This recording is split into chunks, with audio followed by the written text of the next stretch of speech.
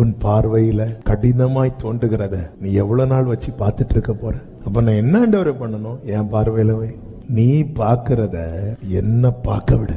என் பார்வையில வச்சுட்டேன்னா எனக்கு அற்ப காரியம், ஆனா உனக்கு இது அற்புதமான காரியமாய் மாறும். நீ காற்றையும் மழையும் பார்த்து உன் வாழ்க்கையில நன்மையை தீர்மானிக்காதே. காற்று காண மாட்டாய், மழையும் காண மாட்டாய்.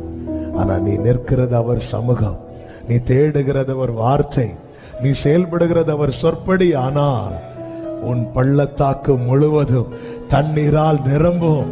இது உனக்கு அதிசயமான காரியமா இருக்கலாம், ஆனால் இது கர்த்தரின் பார்வையிலே அற்ப காரியம்.